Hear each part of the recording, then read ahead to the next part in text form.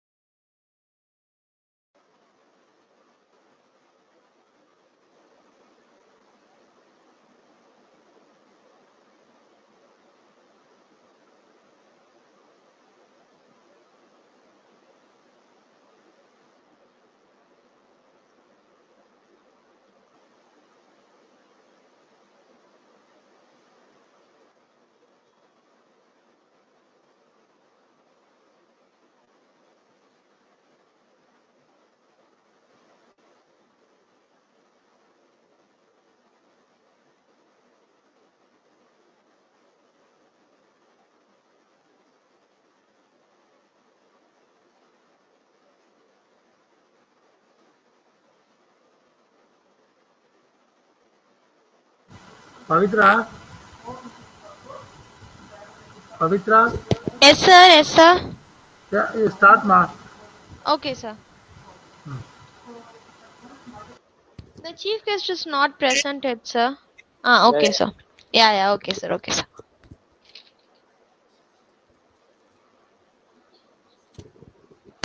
There is no wealth like knowledge and no poverty like ignorance, says Buddha. A very good afternoon to one and all present here. I am Pavitra Chelli and currently pursuing my final year in the stream of electronics and communication engineering. I feel honored and privileged to welcome you all to AICTE sponsored 6 days online STTP Series 3 on the Internet of Medical Things, enabling technology in healthcare, organized by Chennai Institute of Technology, Department of Electronics and Communication Engineering. Our college has achieved a huge milestone in its never-ending history by securing second place in Tamil Nadu in November-December 2019 academic year. The motto of our institution is to cater the needs of its youth with its innovative teaching method and mold them and shape them into a deserving individual. So today we have one eminent speaker among us. It's Dr. Manish Singh, IITDM Kanjipuram. He has done his PhD in National Institute of Technology, Rourkela. He is specialized in computer science engineering and computer networking. His areas of interest are WSNS, IoT, robotics, cloud computing, and sensors. He has published many journals and conference publication. He got his recognition for guest lecture delivered in VIT. He is here with us to help us know about the topic on monitoring system to track the health of COVID-19 people under home quarantine. I feel honored and privileged to welcome you, sir. Please share your thoughts with our students, sir. Yeah, thank you for introducing me. First of Thank you, all, sir. I would like to convey my thanks to all the organizers for this particular webinar series. And also, I convey my thanks to the organizing institute. So,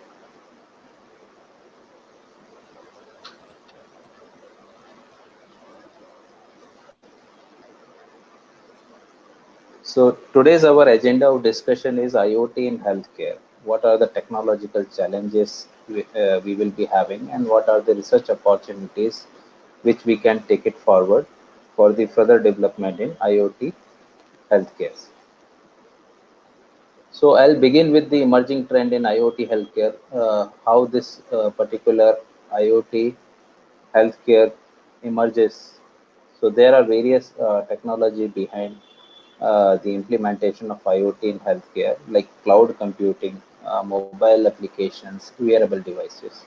So cloud computing enables us to provide a different kind of services. Either you can have storage as a service, platform as a service. Likewise, there are numerous kind of services cloud can offer you, and because of that, we will be having nowadays immense amount of computation powers, cloud storage power, as well as we have a computation of different types of computations we can enable over the cloud. Only the thing that we need to reach up to the cloud is the connectivity with the internet. So cloud computing is a emerging trend, and because of that, we will be having a different kind of services over the cloud. Similarly, mobile applications brought us with various kind of devices. Like your handheld mobile devices will have various kind of integrated sensors and actuators. Mostly, we will be having a sensors which can give you a lot of useful informations. Beside that, the operational characteristics of a mobile phone. So mobile applications allow us to use these type of integrated sensors, which you can also use it for your healthcare purposes. Like it has a accelerometer, it has a magnetometer, it has a gyroscope. So there are lot many sensors are integrated in today's mobile phones, and the Android based applications or Android based programming interfaces can allow us to have access of all such integrated devices. So this is also one of the leading cause of IoT for emerging as a healthcare sector. and then we will be having a wearable devices. So there are a lot many invention has happened in the sensor area. Now we have a wearable devices, from the nano devices to even portable devices. So the wearable devices are integrated with the varieties of sensors, and which can access your health informations, which you can deliver it over the cloud spaces, or even you can use it by some portable devices to compute what is your health condition for today's. So there are so many other technological advantages happen beside cloud computing, mobile application, and wearable devices. But these are the prime areas which has enabled the IoT in healthcare. Similarly, nowadays various medical devices are coming with integrated communication capabilities. So either you can take big devices, like Siemens is producing some of the devices. Philips also giving some different types of medical devices. They are big in size, but they also have a capability of communicating over the internet, or they can also form a small network of communications. So all the medical devices, sensors, diagnostic and imaging devices, they are nowadays viewed as a smart devices. So there are different types of medical devices are there which can be integrated with the informational network, and we can utilize them for the telehealth monitoring services. So if you can visualize over here, a small diagram is given, which basically gives us an idea about the IoT in healthcare sector. So we have already worked around the body area sensors network. So before that, we were just doing the local computations, and by the use of local computations, we will be accessing the health of the patient.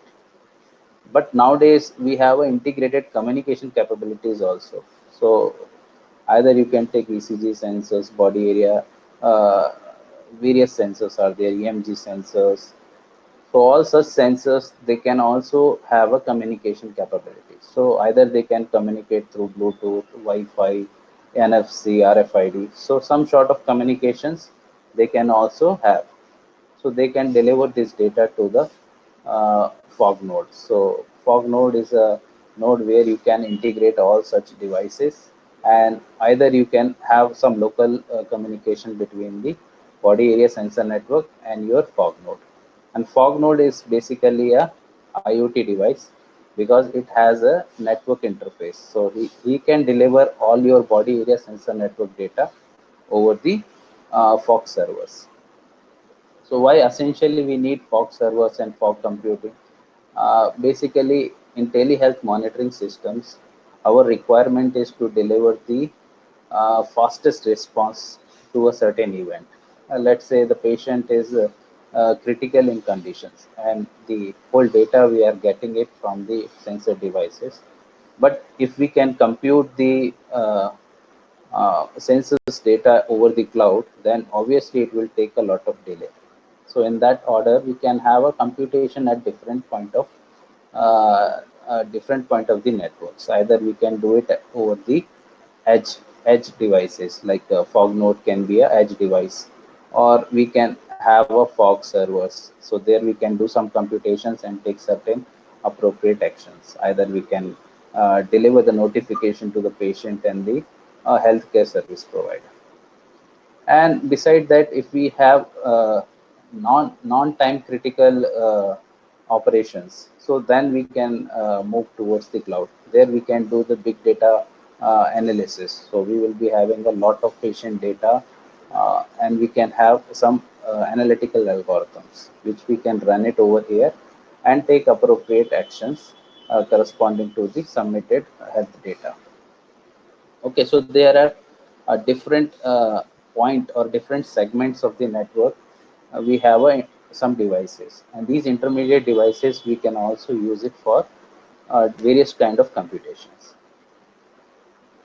Okay, so IoT healthcare network basically divides into a different layers, or basically we will be learning the IoT healthcare systems in different segments, like in topological form. So we will be discussing about the various issues in this particular area, like topology, what are the physical configurations of sensors and devices. So if we are forming a IoT healthcare network, then what kind of the physical architecture we should enable, or what kind of topologies we should use so that we can optimize some of the network parameters. So topology basically discuss about the various performance issues. So we will be discussing one by one all the performance issues which are there with the topology. Then we can see the layered architectures. So what are the layered architectures are there for the IoT in healthcare, and what are the different layers are involved in a architectures. So what are the roles and responsibility they have, all such things we will discuss later on. And thereafter we let lastly we come to the platform. So what are the APIs are there, what are the various kind of frameworks are there. So by using those frameworks we can implement the IoT healthcare system. Now let's begin with the IoT network topology. So this is a most important aspect in terms of the local communication. So likewise, it is also can be viewed as a local area network kind of thing. But it can also have a capability to communicate over the network. So topology is basically describe about the physical organizations of the healthcare network. Okay, so basically it consisting of physical sensors, it consisting of actuators, it consisting of gateway from communication perspective. So lot more things we are going to discuss in the topology. So physical sensors, I must say, when you have some wearable devices. So by wearing those devices to the patient, he can create his local area network of sensors. And these sensors may have some communication interfaces. Either they can communicate through Bluetooth, Wi-Fi, Zigbee. Likewise, they can have a variety of interface of communications. When you deploy these sensors, there is a certain needs which we need to address properly in the topological point of view. That I'll discuss it later on. So the topology, we will be discussing about physiological sensors, we will be discussing about actuators and the communication perspectives. So these factors basically involves different other challenges like cost. So cost is essential parameter. We have to provide telehealth monitoring in an affordable way. How we can design such sensors which can be cheaper in cost. Similarly, when we will be talking about telehealth monitoring system, some places we will be not having any kind of communication. In such cases, how we can use the battery operated medical devices and sensors, which can long last, and they can give the their services for longer period of time. So energy consumption is another important issue which we need to address. Then communication and reliability issue, this is basically a network perspective. We will be seeing what are the issues comes from the topology side and how we can optimize them so that we can have a better performance. So these factors we will be analyzing in more detail one by one. So let's begin with IoT network topology. So physical device embedded with large varieties of medical sensors and actuators. So as I mentioned that if we are thinking about telehealth monitoring systems, and we have to think in broader aspects, like some remote areas in villages, like urban areas and some remote villages, we will not have any communication interface or any communication or a network interfaces. Like cellular communications, most priorly we use in urban areas, but in remote areas, let's say the cellular communications also are not available. In such cases, how we can establish a network of devices, and we can gather the health data from there to the internet. So such issues we have to address in the topologies. So These physical device basically embedded with different types of communication interfaces. So topology formations we can have either through wired media or without wired media. And most of the places where the wire cannot be laid down, we obviously go with the Wi-Fi based media. So communication interfaces, we can keep an option of Wi-Fi, Zigbee, Bluetooth, infrared, NFC, near field communications, radio frequency identifications, long-term technology evolution, 4G, GPRS, USB. These are the different communication interfaces we can have over the physical devices. Now the question comes, when we have these many type of medical devices and we can create a different network of these devices, then we can have a different challenges also. Like we have a constrained data processing method. So each sensors and each actuator or each communication device has a different frame format, different way of communication, different bandwidth they needed, different speed they have. So in such cases, we have to look around what are the different options we have and how we can create a small gateway which can address all such different varieties of data issues. So constrained data processing methods, we will be seeing what are the issues are there and how we can address them so that we can create a good IoT network for medical of things. Then we have another challenge called latency. So imagine, let's say we will be having a large network of medical of things. Like we have deployed in one village, like 500 people are living there, and each of the person has a IoT device. So they will be creating a huge traffic over the network. Then in what manner we should organize our topology so that the performance can increase? Means latency means how we can minimize the response time, how we can minimize the transmit time. So latency basically talks about the transmission, how fast we can uh, do it and how fast we can get the response from our cloud or our fog servers. So that kind of issues also we will be discussing. Then throughput is also essential parameter which basically discuss about the packet delivery ratios. So how much data we have sent it over the network and how much data is reached at the other end. So reliability point of view, we have to think about how we can establish a computer network so that our data should reach with 100% throughput.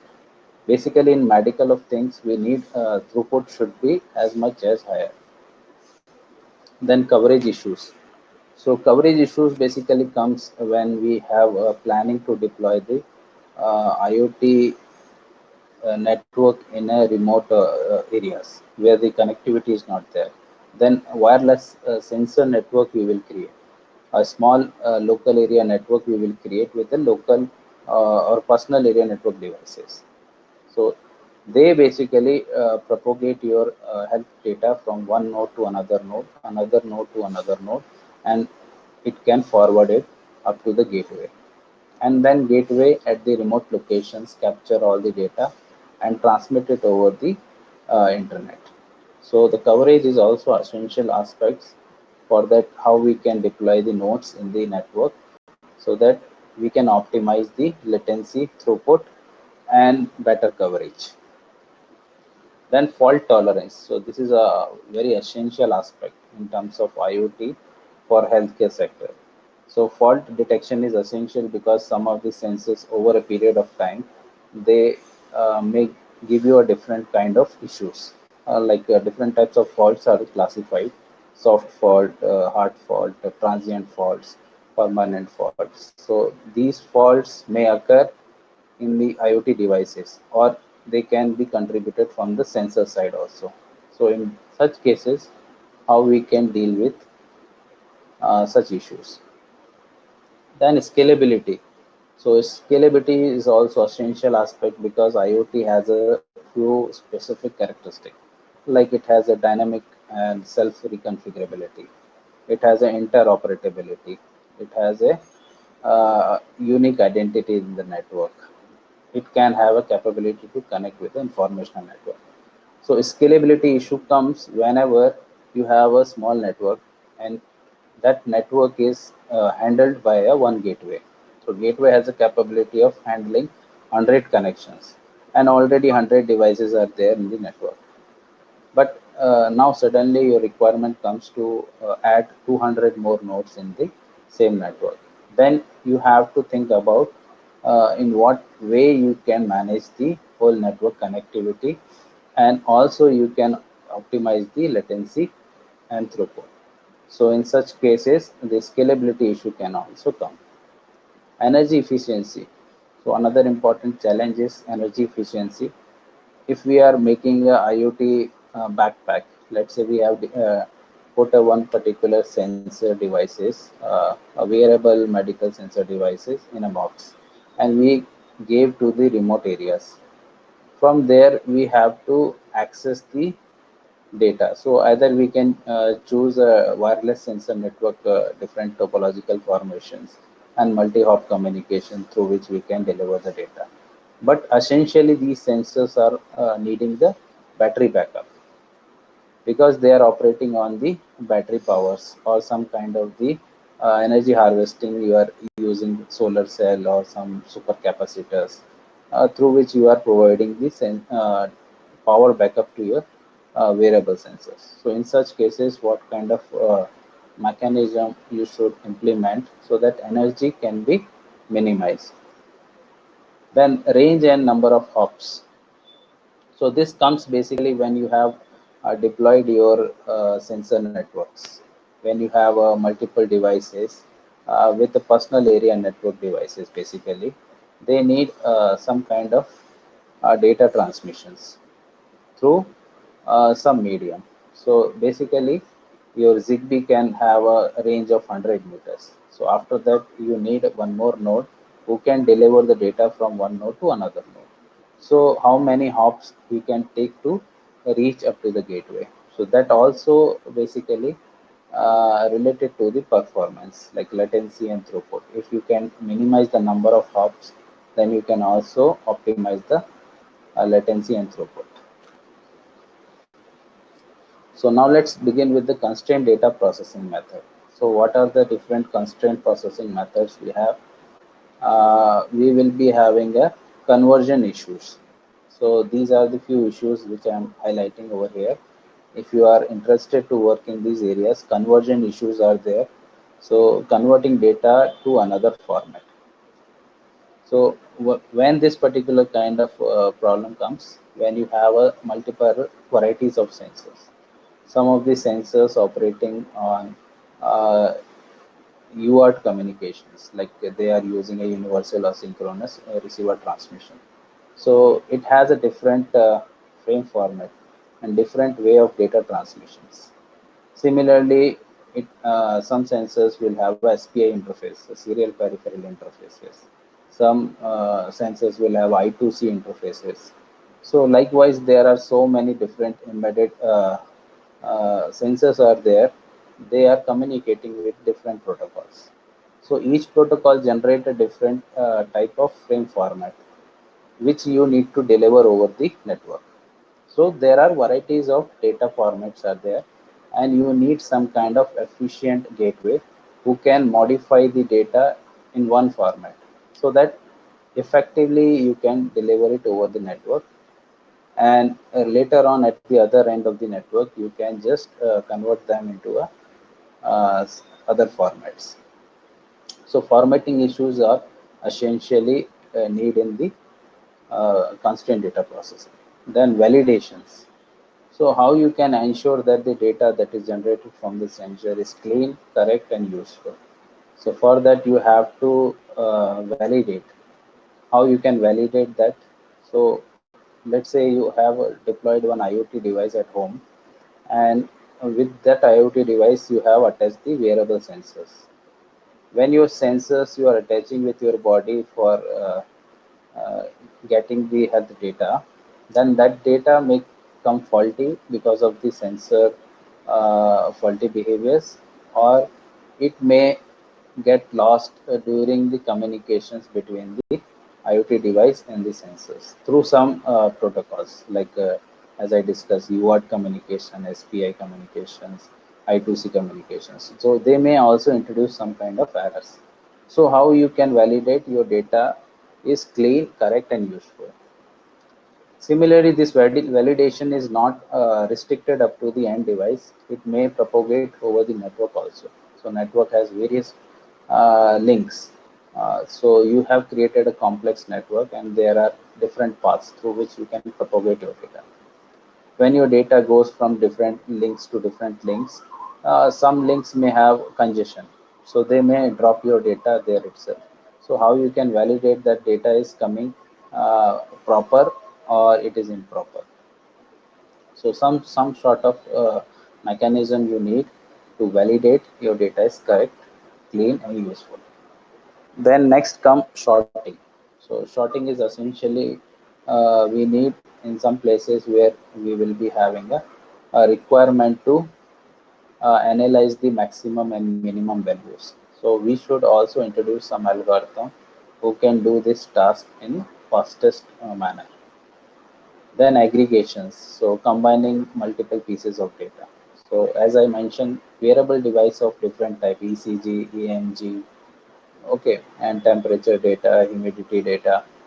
So there are so many different wearable sensors are there, and they are generating different type of data. How you can aggregate all the pieces of data together in one form, and then you can propagate over the network. So that is also essentially required. How you can aggregate the data of multiple pieces into a one piece. Analysis. So analysis part can come at the different stages of the network device. So either you can perform this at the edge node, or you can perform at the fog node, or you can even perform it at the cloud node. So it depends on where you require the timely operations. So analysis you can have at the different stages. So what kind of analysis you can do it over the data? Either you can do some predictive analysis. So there might be a certain chances that he may be diagnosed with COVID-19 if he can go with the medical procedure by seeing certain health parameters, or he might have some issues with his health. There are so many different interpretations you can make it at the each segment of the network. Reporting. So reporting is also essentially needed because once you will be collecting all the data, you cannot understand the all the data specifications. So you should keep some algorithm who can analyze some of the behavior from the existing reports, and then he can accumulate all the data and generate one report. So these are the few parameters. Because of that, the patient might have these issues. So reporting is also a kind of summarizations. So whole data you are not analyzing, or you are analyzing the whole data, but you are generating the report is a summary of that whole data. Similarly, presentation issue is also essentially required because once you have captured all the data, you have validated all the data, cleaning of the data, and then you have generated the reporting of that data, then presentation is also essentially needed. How you can propose your analysis data over the dashboard or an IoT dashboard. So the person can also understand who have naive user who have not known about the IoT device and their data. So such kind of presentation also essentially needed. What are the advantages you can gain if you can have a proper constraint data processing? You can achieve high efficiency, you can manage the time, and high speed you can also achieve because in the network we might have a certain need. Let's say we have a bandwidth of 100 Mbps and there are 100 systems are there. If I share that bandwidth, then 1 Mbps will be getting by one node. Then if I attach more number of nodes in the network, then how I can manage more number of nodes with a limited number of bandwidth. So high speed, we have to see in what manner we can achieve it. So some kind of data compressions, data conversions, or different analysis or aggregations you can do it, so that you can achieve the high speed. Also, you can reduce the errors. So if you can do all such data processing at the edge node itself, you might have less chances to get an error in the data. Likewise, disadvantages also being there, which you can take it as a research opportunity, and you can work out what algorithm we should implement, what data structure we should use, so that we can optimize some of the issues with constrained devices, like large power consumptions.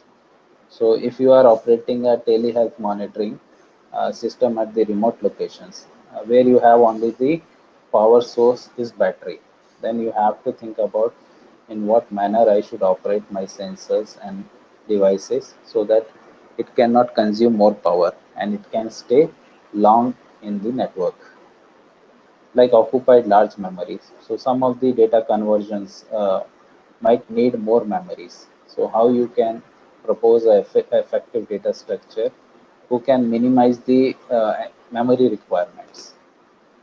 Likewise, cost of installation is high, so cost parameter also you can look around in how much computation power I can perform all such tasks. Then wastage of memory, how I can prevent it. So all such disadvantages can be advantages to further explore in the research.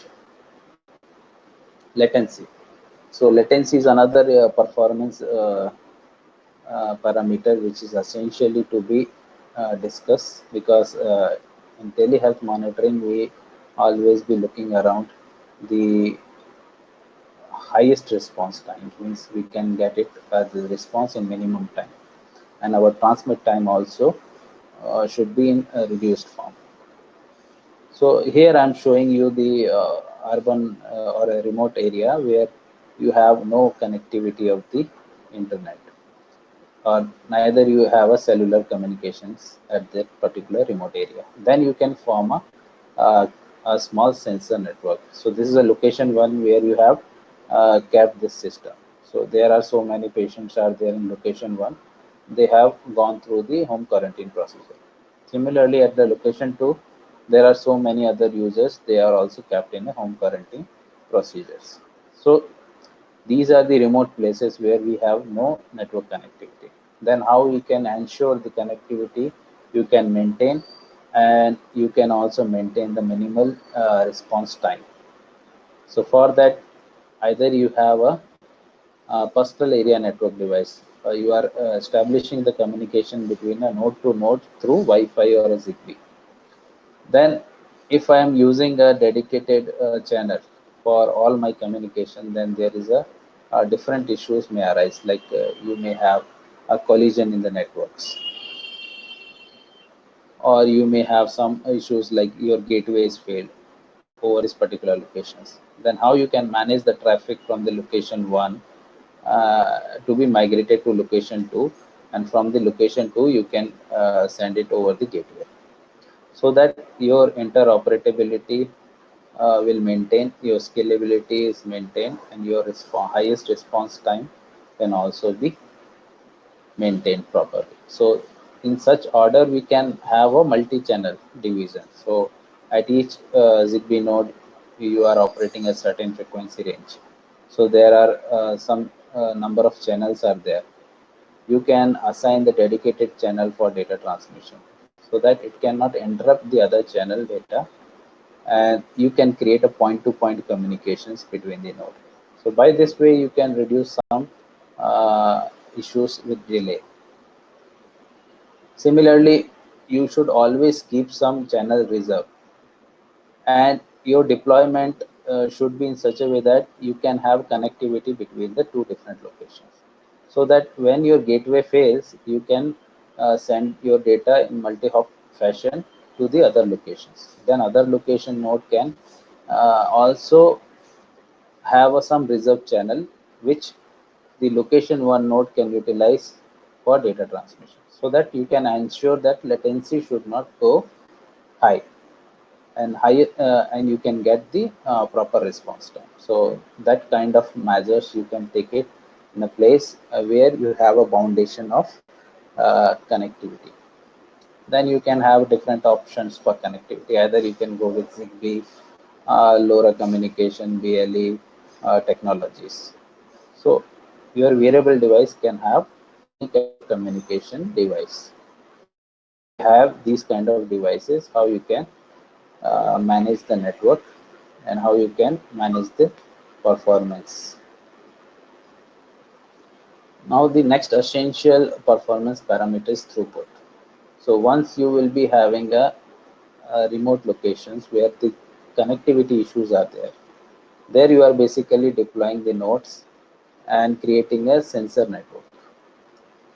So once you have a planning to deploy the nodes, your deployment in such a way that you should manage the traffic coming from the all around directions. If you are keep on using the one dedicated link for data transmission up to the gateway, then there might be a chance of losing some of your data over the network, or you will be overcrowded, so no data will go to the gateway. So how you can manage such issues? You can form any kind of topologies, but you should also decide some of the node should have a different functionality rather than sensing only. So all the Y nodes can be a sensing node, and all other nodes they can act like a router in the network, and some node you can provide the utility of coordinator. So they can manage the traffic coming from the different IoT devices. So this is a sensing devices from where you are getting the different traffics. So router will decide from which link I should forward my traffic, so that traffic should not occur more. Likewise, this coordinator will take the appropriate decisions whom I should send this data, which is coming from this network and which is coming from this network. So he can also take certain coordinating decisions. So there are different ways of topological configurations you can have. Either you can go with the traditional topologies, but at present we will be having a varieties of topologies, a variety of hybrid topologies, which you can also use it for optimizing the network performance and throughput. So these type of formations essentially we need to optimize the network performance and throughput, so that your data should not lose uh, in the network, and it should go 100% at the gateway. Okay, so throughput is also essential parameter, and latency and throughput is all the time we will be using for checking the performance of the network. Now comes to the fault tolerant. So fault tolerant network is essentially needed for the IoT. Either you have a better network connectivity, or in the sensor network also. So these faults applicable in both the places. So what are the faults can affect the systems? If any fault occurs in the system, then system can be mechanized in such a way that it can self-diagnose. So once you have deployed the different IoT devices, and once your deployment is over, then there should be some kind of self-diagnostic mechanism we should enable in each node, so that he can also access himself that I am active in the network and I am performing all my duties properly. So whatever the data coming from the sensor is also correct in form, and I'm doing the data processing also properly. So self-diagnostic test you can create it at the each node. So this is also a big research area where you can identify which node may act differently in the network, and how he can self-diagnose himself and self-isolate from the network. So these are the few essential research domains where you can also target. Like self-isolation is essentially needed, because if node in the network is feeling that he is not generating the proper data, then by doing the self-diagnostic, he can isolate himself from the network and send the notifications to the network administrator or the uh, whoever is handling the whole IoT infrastructure for medical of things, like reconfigurations. So sometimes when the fault is occur in the network, and that node is a work like a coordinator node in the network, then how we can reconfigure the network, because now all the packet arrives to that coordinator node, he cannot handle it since he is damaged in the network. So the network should elect a new coordinator node. So here we can have reconfiguration capabilities. And recalibration is also essentially needed, because some of the devices that you have deployed in a remote locations, and their sensors over a period of time may lag in generating the correct results. So for that you can have a over 2 year programming through which you can program your node from the remote locations. So need not to go to the place where the sensor is damaged. You can have some capabilities from the remote location itself. You can recalibrate the sensors parameters, or you can switch off that sensors from the networks, or you can self isolate that network. So all such features you can enable it in the fault tolerance. So what are the different types of faults are there in IoT? So behavioral faults basically classified into categories like hard fault and soft fault. So hard fault is basically occurs in the interior part of your hardware. So your hardware may act differently in the network. Sometimes he is working properly, or it is permanently come with a manufacturing fault. So in such cases, how you can diagnose the device with hardware faults. So what kind of algorithm you should write, or what kind of test set you can create, which can check whether the hardware has any fault or not. Similarly, soft faults. So soft fault comes from the software side. So the sensor module in active state, but exchange incorrect outcomes. So you have integrated some sensors with IoT device, and they are generating some data. That data might have some error. So how you can identify that? So soft fault you can manage it by seeing the data sheet of the sensors, and by seeing the data sheet you can also analyze in the worst scenario how the sensor works, in a good scenario how sensors will work. So the performance graph will be there, and some of the performance parameters will be given in the data sheet. So you inspect the sensor data sheet and create the test set to identify the software faults. Likewise, we will be having a persistent faults like permanent faults. So sensor module faulty behavior persists for the whole lifespan.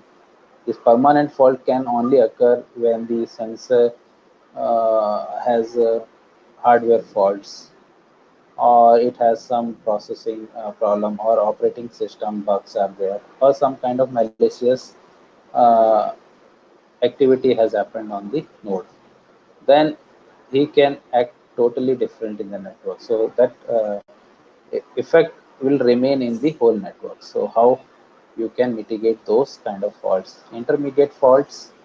So intermediate faults can come like faulty behavior that comes at the regular interval of time. So it is not you can say fully fault. Intermediate faults. Sometimes sensors gives you the correct result. Sometimes it gives you incorrect result. So how you can diagnose these sensors uh, at the intermediate level. So intermediate faults, how you can diagnose. Then transient faults, which comes at very slight period of time. So the transient faults also essentially needed when you are working with the time critical operations. So your IoT device, you have placed it where each and every point of time you have to see what is the reading. And if your time is changing, or a slight for a slight interval that a particular sensor has not worked, then there might be a catastrophe. So how you can deal with such issues? So fault tolerant network is essentially needed for IoT in healthcare. Energy consumptions. So energy consumption, as I discussed, some of the medical things you are deploying in the remote locations, and they are basically operating through battery powers. Then you have to manage the internals, you have to manage the protocols, you have to manage the different algorithms running on top of that IoT device. So individually, how you can manage the processor, data processing, code executions. So in these operations, your major portion of the energy goes, like processing. So how frequently I should do my processing? How frequently I should send my data? How frequently I should analyze the incoming sensor data? So all such decisions you can take it over the IoT device, and you can make active your device for some period of time, and then you can deactivate the device. So by doing the wake up and sleep mode of the device, you can manage some of the uh, energy consumptions. Sensors and observing the signals. So as I mentioned, data processing times you are active the sensors. So sensors all the time, if they are active, then your energy will consume. So how you can manage the sensors energy consumptions? So wherever you need the sensor should sense all the time, then you can keep those sensors active. Those sensors who are not participating for the regular monitoring, or they are not essentially needed for regular monitoring, we can make them sleep. So likewise also we can have some power savings. Radio modulation coding. So for data transmissions, we can have a different types of modulation techniques, and a radio signal, how frequently we are transmitting our data. All such thing also majorly affect the energy consumptions. So we should also target how we can minimize the transmissions. Memory storage and querying. So sometimes we will be having IoT device, there we have placed the our database also. So whenever the data comes to the database table, and if a user interested to view what is the data coming from that, coming within the database, so he can query through some SQL or some of the query language. Because of that also your memory gets wastage. So how all such issues you can address, which can help us to minimize the energy consumptions. Likewise, these are the individually you can manage. Like local is also there. So local energy consumptions may come from the idle listening. So your processor has nothing to do, and he's only doing the listening part. Whatever the sensor data is coming, he's simply listening or overhearing. So he's taking a longer time to sense the parameters. He's waiting for the sensor results. So in all such cases also, there might be a chance of energy consumptions or collisions. So collision can also occur when your device in the network is keeps on generating the data or sending the data. Because of that also there might be a chance of collision in the network. And because of the collision in the network, your data is not reaching up to the gateway. So again, your gateway requesting to the device, please send the data again and again. So again and again, when you send the data, then the memory will waste. Like protocol overhead. So this is an essential thing. At present, we are discussing in IoT also how we can formulate lightweight protocols which can minimize the energy consumption of the constraint nodes. So constraint node in the network, they should operate with the lightweight protocols. So how we can optimize the protocols? Similarly, neighboring monitoring and security. So security or neighboring monitoring, sometimes we scan the network or scan the environment. So how many nodes are in active mode, how many nodes are in the default mode. So you can check all the neighboring monitoring. So this is essentially required when you have certain routing decisions. Then you always gather the information from the neighbors who all are active in the network. When your network is operating in the wake and sleep mode, then essentially we need the neighboring monitoring. Likewise, security. So lightweight security algorithms we require to prevent our data from being stolen in the network. Global things like routing, topology, packet loss, these also contributes for the major loss of energy. If your IoT end device or your IoT device is taking the certain decisions over the packet, then the routing decisions may also consume memory. Topology formations or reconfigurations can also consume the memory. Packet loss also contributes to the memory loss because once it is lost in the network, then destination device will ask for the packet loss. So the lost packet resend. So again, the sensor node will resend and it will again consume the memory. Next, other two parameters, they are essentially important like scalability and range and number of hops. So scalability issue comes when you have the requirement to scale your system. Then you have to deal with the different issues. Basically, it comes from the communication perspective. Let's say you have deployed one gateway, he can manage 100 nodes, and you have kept it 200 nodes. Then how you can manage all 200 nodes with the help of one gateway? So in such cases, you can have some neighboring gateway also in the range. Then only you can manage the scalability challenges. So what are the challenges are there? Interoperability. First of all, whatever the IoT device which we attach in the informational network, we should uh, get the proper response from the network. Means you can attach it over the network and whatever data he generates or whatever the interface it has, the IoT network should accept it. So all the devices either they have a different way of communication, different way of sensing. That doesn't matter. Your network should enter operability.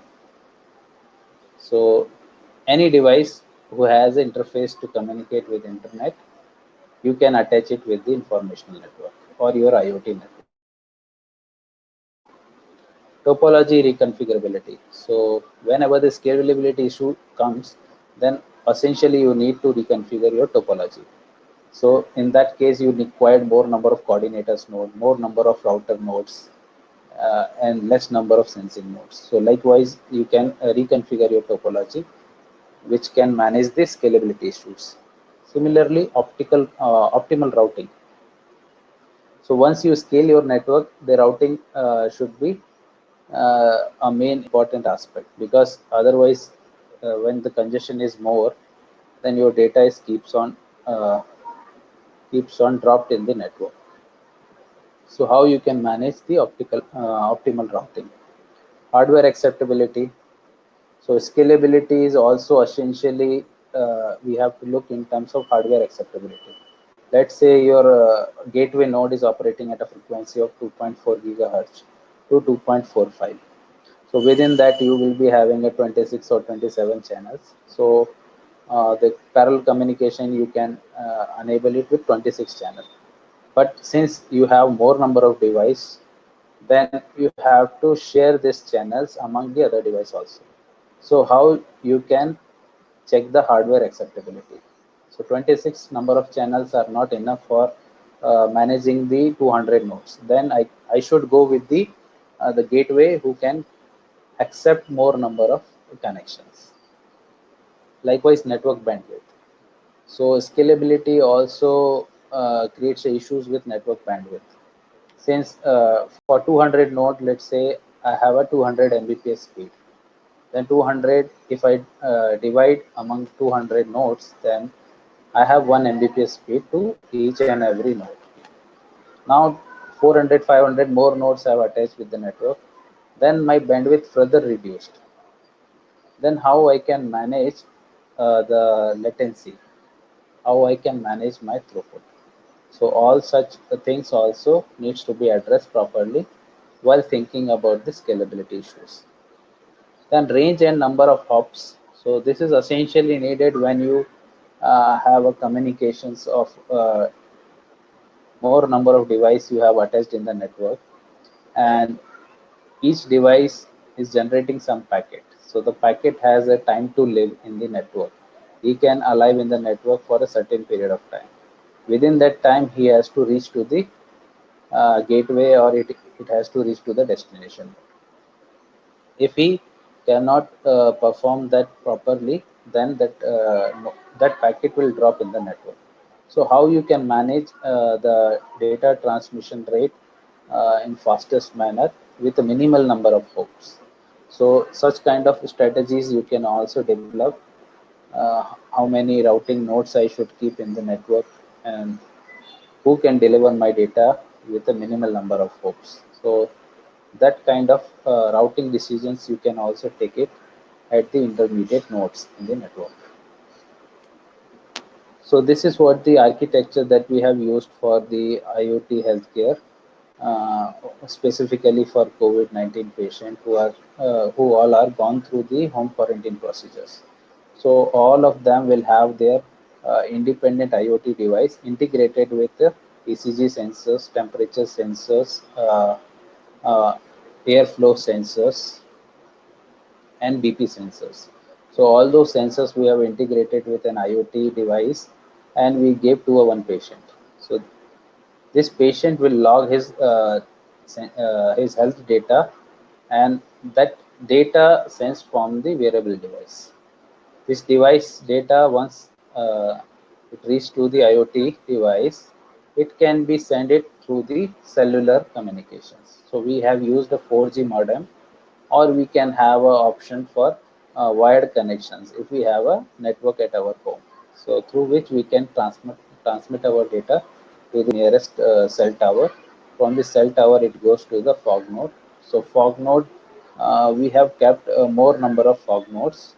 So essentially we need more because we have to manage the traffic coming from the different smart homes.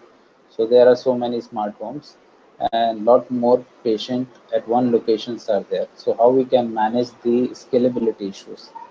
So for that, either we can go with cellular communications. So cellular communications has many channels through which we can transmit our data. So this data goes to the fog node, and the fog node we have taken up, we have written one analytics algorithm which analyze the each health data and check whether it has a COVID symptoms or not. So essentially, four nodes contribute the health data.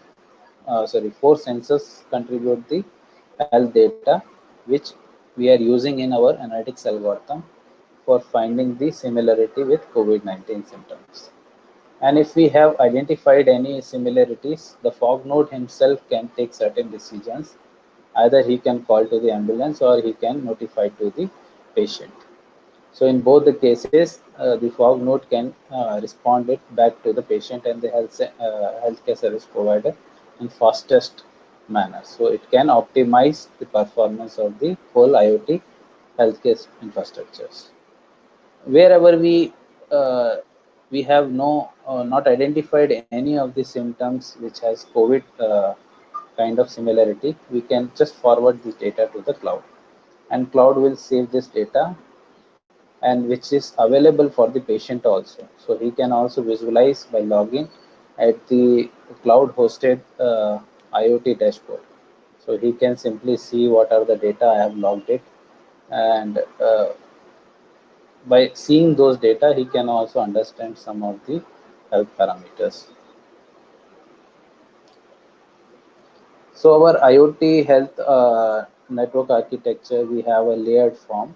We have at the bottom, we have physiological sensors. So essentially, we have different sensors: ECG, EMG, EEG. There may be many more wearable sensors. You can keep it at the physiological sensors layer. Local communication layer, we have a personal layer network devices through which we can create a small network of devices, and through which we can deliver our data to the gateway. So information processing layer is the gateway, and we also call in our architecture fog node. So this gateway is essentially do the processing of the data, and based on the COVID symptom, he can respond it back to the healthcare service provider or the patient. On top of this, the internet application layer, where we have various APIs for communications like RESTful API we have used, MQTT protocol we have used, and we also use Django framework for a web development purpose. So IoT dashboard we have created using Django framework. Similar to that, there are so many other platforms which you can also use it. Like Flask is there, but basically Flask is not allowing us to deploy the IoT dashboard for development purpose. So for Flask is essentially for development purpose. Django is for production purpose. So Django we have used for developing the telehealth monitoring services for IoT. So likewise, you have a user application layer where he can log it and he can see his dashboard, and he can also take certain actions from the Django framework or a dashboard. So we essentially keep some features so he can modify his API key and as per the security need. Also, he can visualize his data, he can download his data. All such features also being enabled at the IoT dashboard. So our four-tier IoT health model, we have used medical sensors at the bottom. So this is a physiological sensor layer where all the clinical sensor, wearable devices, medical devices, we kept it at the bottom. And then we have personal area network devices through which we can also create a small network and send it the data to the gateway. Gateway can have a capability to communicate through either TCP/IP, MQTT, constraint API protocol, HTTP, RESTful communication API, lightweight machine-to-machine communication protocol, advanced messaging queuing protocol. So there are so many different options we have, which we can use it for delivering our sensor sense data to the cloud. So TCP/IP gives us the client-server communication model. MQTT will give us the publisher-subscriber model, and constraint APIs also similarly use the TCP/IP models like HTTP. RESTful APIs are there. So these are the communication APIs which you can essentially use for delivering your data over the cloud spaces. Likewise, we have management. So management you can essentially required in some places like data storage and processing. So at the gateway, we can do this data storage and processing. We can also enable some securities. We can have some layer also, which can take any protocol and convert it into the appropriate format of data transmission to the top layer. Likewise, we can also attach some of the devices at the gateway level itself, and some device management also we can do it. Like fog server can manage all the fog nodes. So such things also we can do it over this layer. And data analytics and user interface that we have kept it at the top, where the all data logged by the user can visualize at the IoT dashboards. Now the another important thing that comes into the mind, like if IoT we are envisioned for the healthcare sectors, then we have a certain constraint devices which we can keep it at the end of the network, so that edge devices can work the sensing task. Then data is delivered through some communication media. Either we can use a 4G networks, or other we can use a local area network, and we can deliver this data up to the gateway. Then gateway, what kind of capability we should keep so that we can take certain appropriate decisions at the gateway level itself, because we need to improvise the performance of the network. So latency is an essential parameter which is essentially need for the healthcare sector. If we have missed out the timeline, there will be a chance of failure of this whole medical system, or telehealth monitoring systems may not work out if latency feel not optimized properly. So our gateway should do specific features. It should perform some services like data aggregation. So it can club it all together, the data coming from the edge devices. So he can aggregate the data and complete it into one particular data segment. He can also do filtering. So he can check whether the data is coming from the authentic source or not. So based on that, he can forward it to the next layer, or he can block it over there itself. So likewise, fusion he can do it, compression he can do it, analysis also he can perform by using his local database. So local storage also he can perform, and actuations also he can do it. So the gateway, in what sense we should choose the gateway which is appropriate for e-health purpose. So smart e-health you can enable with the smart gateway. So what kind of capabilities smart gateway should have? So smart gateway should have all such capabilities, which is represented over here. Like this is a smart homes where we have given our medical device with wearable sensors, and they have a different communication interfaces through which they can log their data and send it over the gateway.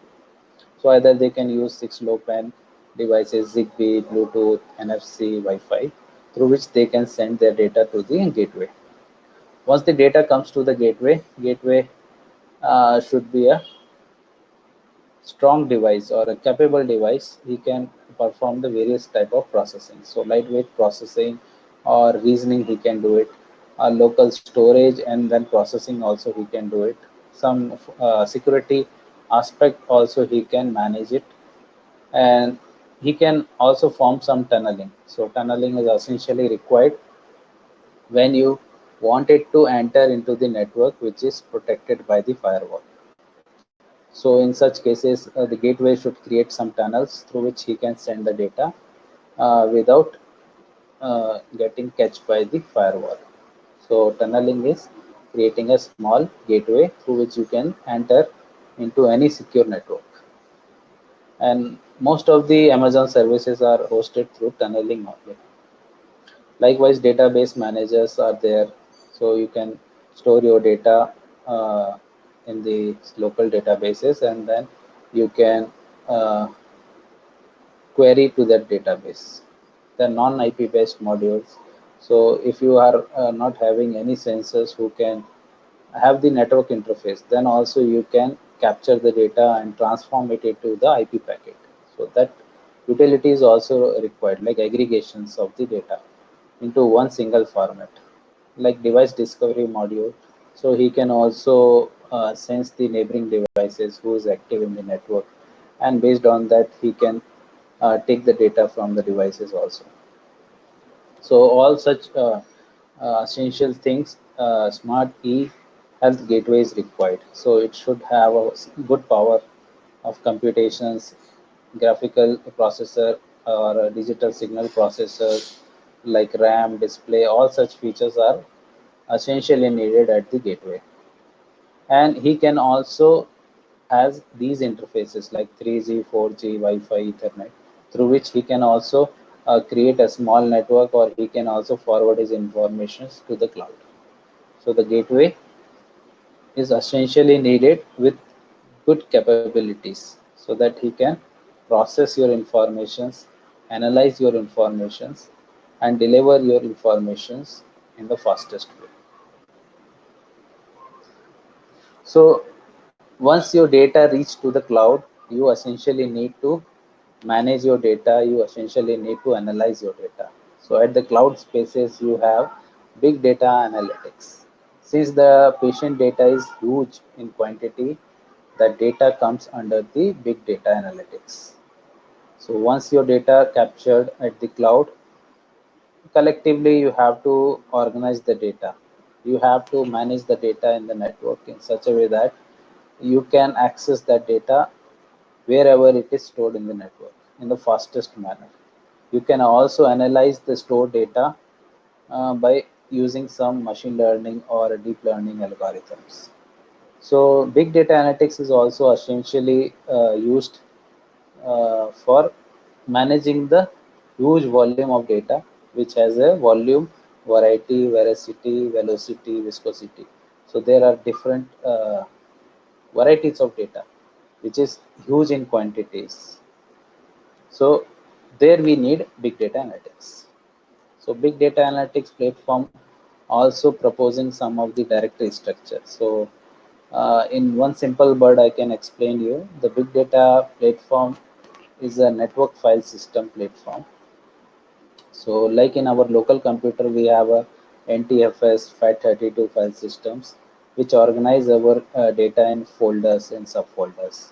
Likewise, when the data is huge in quantity, which we cannot store it in a single system or even at the cloud spaces, we will be needing some kind of mechanism to manage the whole data. So we have some directory structures like light directory access protocol is there, which can be a one particular directory through which all the data you can transfer it over the network, and the network has a different data center where he can store these data. So this light directory access protocol help you to query the data, help you to access that data in a fastest manner. So likewise, clinical data comes also in the large quantity, so it also come under the big data form. And once it comes to that particular structure, we need some kind of lightweight directory structures to manage that data into the network. So big data analytics, we will be having a different platforms like Hadoop platform is there, through which we can manage the uh, huge volume of data in the networks. So we have essentially need a network file system.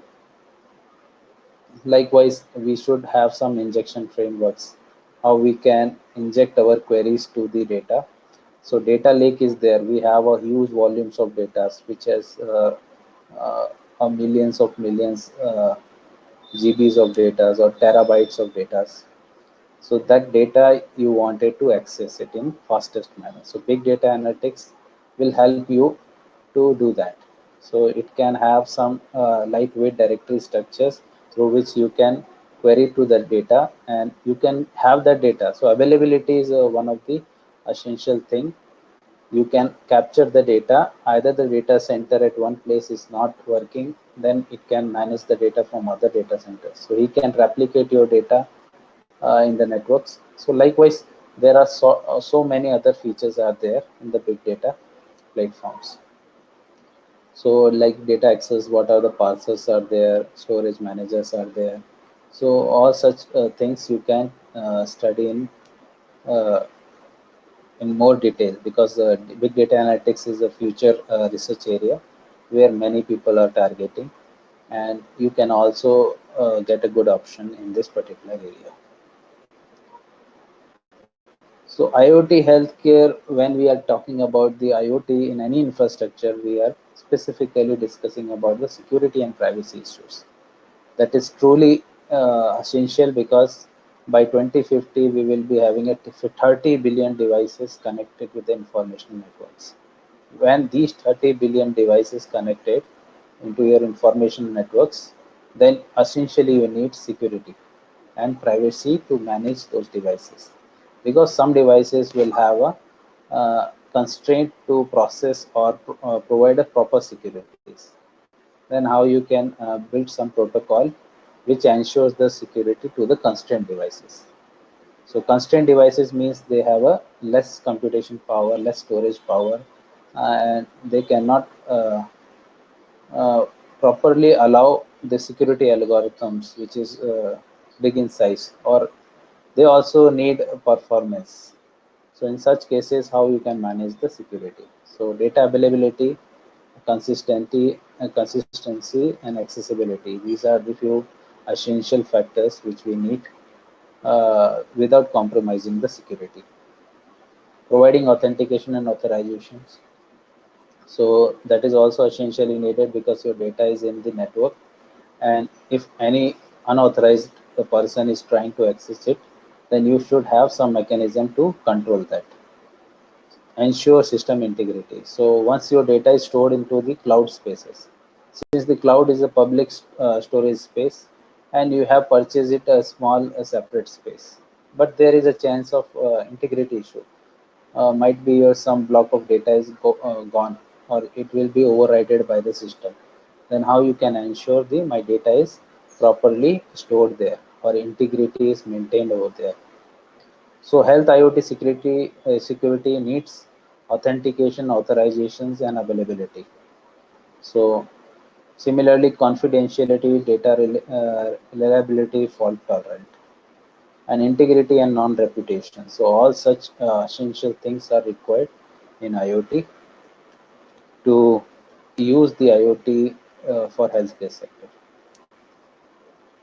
This is what our work that we have carried out during the pandemic, and this work is basically we are trying to publish in IEEE sustainable computing, and for that we have worked out a small routing algorithm. We have built it, and we also worked it at different devices like edge devices, what sort of computation we should do at the fog node, whether we should take any decision over here itself, and if their traffic is more, then how the fog node can manage the whole traffic. So whatever the things that I have discussed in these slides, we have essentially tried everything in our model also. But since we have a limited number of hardware, so we gone with the COSA simulators, and there we did the simulations with the more number of nodes. And then we are trying to see the performance parameters, how we can optimize the performance of the scalable systems. So we have used, these are the various sensors that we have used in our proposed model. Like we have used ECG sensors, we have used BP sensors, air pressure sensors, we have used temperature sensors. So these are the sensors that we have taken up in our design, and we have attached this in a perception layer. So this is a physiological sensors that we have attached at the perception layer. Then aggregation layer we have kept it after that, which will collect all the data and aggregate all together into a one data segment. Then we have transfer that data into the network. Then once it reaches to the gateway will do the processing over the data and checking the symptom, whether this health data has any COVID symptom. Then if it is there, then he can notify it with a message to the patient as well as to the health service provider.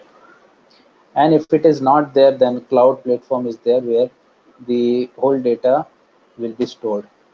So cloud we are using here as a for hosting our IoT dashboard and for big data analysis purpose.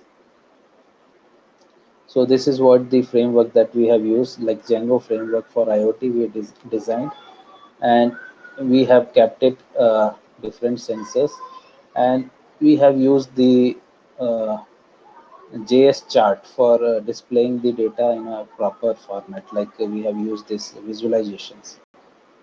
And we also use the cloud MQTT protocol. So as we have seen that when the traffic is comes more at the fog node itself, then how the edge node can manage the traffics. So for that we have used the cloud MQTT. So it uses a publisher subscriber model, and the cloud MQTT is a third party broker which allow us to manage 10 connections. Since we have not purchased it freely, we registered with it, and we checked it with 10 devices. So they are successfully sending the data from the individual channel. So without creating any congestion in the network, the edge node can also transfer the data to the cloud server without going through the gateway. So it can just bypass the gateway. Since the gateway has more traffic, an individual node can also send the data over the cloud. So the test experiment, we have designed it through the BeagleBone Blackboards. We integrated all the wearable sensors with the IoT and devices, and this particular board is running the Ubuntu operating system. And then we have used the home gateway. So we have attached this device with the home gateway, and the home gateway send this data to the fog node. So we have given the address of this node. So there the data goes, and here he can do the analysis. And once he do the analysis, the data goes to the cloud server. We are hosting our IoT dashboard through DigitalOcean platform. So there we have used the platform as a service. So we use the Ubuntu 2.0 platform with one core processor, 8 GB RAM. All such configuration were there. So we have chosen it for $5 only for a month, and we have tested our experimental setup. So this is what the whole architecture. At the bottom, we will be having a smart home, and then we have a cellular communication interface through which we can send it our data to the fog node. And from the fog node, we can take decisions. Otherwise, we can send it over the cloud. Our future research directions at present, we are also working in another research domain that is called digital contact tracing. So as our Android devices has already a lot of embedded sensors, like we have communication interfaces also, Bluetooth, Wi-Fi, and sensors like accelerometers, gyroscopes, sound speakers, mics.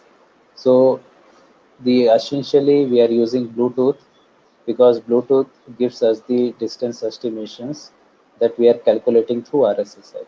But only the barrier here in our research is that we are unable to find out the exact distance. And likewise, other paper and other researchers also facing the similar problem. If any obstacle comes in between the two people, how you can identify the distance between the two people. So in that case also digital contact tracing is essential, and it is essential because if COVID situations, if any patient or any person met with other persons, so how we can track the history of his travel and whom he has met, so that once he gets positive, we can also track the other people's. So for that our research group is working, and we are also targeting at the sensor level how we can capture the data and analyze the distance between the two mobile phones. So we are using a BLE low energy that is already there with the Android phones. So once you have in proximity of two different devices, they can exchange the Bluetooth ID. Along with that, they send a beacon message. So beacon message will have a signal strength. If it is striking to an directly line of sight, if two devices are there, then we can estimate the right distance. But when there is an obstacle in between the two devices, then there is a difficulty to identify the exact distance. So that is what the research challenge that we are addressing in this research area. And for that we are using the Google Science Journal app. So this app gives us the ability to access all the sensors that is there in the mobile device. So we are recording all the data and send it over the Excel sheet, and from there we are using this data for our research purpose also. So with this I am thanking to all whoever are listening this particular lecture, and I am now open for the questions. Whatever your questions are there, you can please ask. Thank you. Yeah, thank you, sir. Thank you for wonderful session. Yeah, thank you, sir. Question, sir. Do such Yes. technology helps to manage lifestyle diseases? What, sir? Okay. Do such technology Help us to helps manage lifestyle diseases. to manage lifestyle diseases? Yeah, at present, whatever devices we are using, they are good enough to give you the uh, proper health knowledge, but they are not very precise. But some kind of health issues you can even monitor with these sensors. So these technologies will come in future, but with the 4G network, it's very difficult to enable the medical of things using an IoT, because 4G networks not allow you the infinite number of channels. So wherever you need the highest response time, you need the reliable communications. So with 4G, we can do it only the things which is essentially not need any kind of the uh, response time issues. Like real time monitoring is not required. There, these technologies may help.